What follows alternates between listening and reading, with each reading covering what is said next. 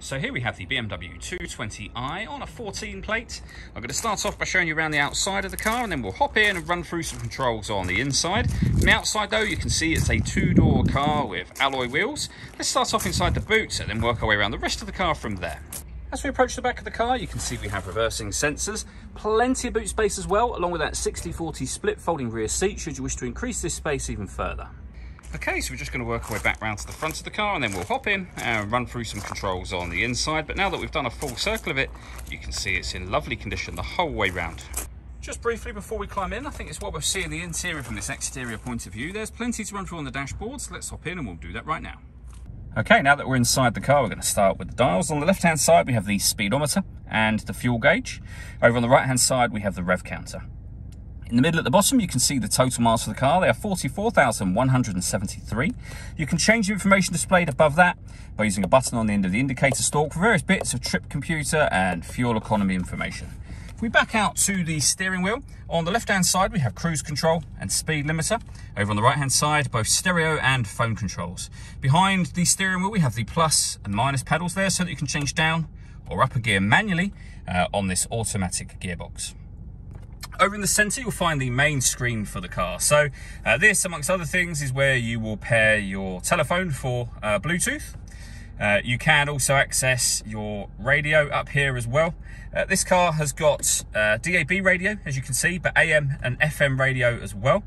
On top of that, if you want to listen to your own music, we have the CD player, but we can also plug in external devices.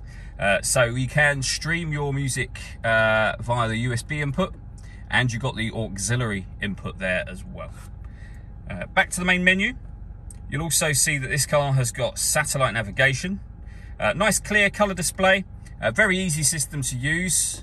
You can use the controls down here to operate everything that I just showed you a moment ago. So this is BMW's iDrive system. The dial will do virtually everything. You do have certain buttons that will take you to things, for example, like the main menu just there. Back up to the main console, we have the volume for the stereo, we have the CD player. We then have dual zone climate control, so you can adjust the passenger and driver temperature individually. You can increase and decrease the fan speed. You can determine what direction you'd like the air to be distributed in, again, for driver and passenger independently of one another.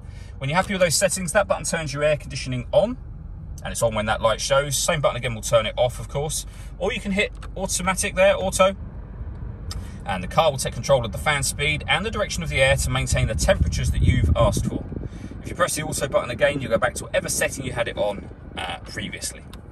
Below that, we have a 12-volt charging socket, two cup holders, the gear lever for the fully automatic gearbox, and then these buttons here, so you can turn the parking sensors on and off, you can turn the traction control on and off, and this button changes the driving setup of the car. So you're able to put the car into sport mode, you can put it into sport plus, back down to sport, comfort, which is your everyday driving, and then eco pro as well.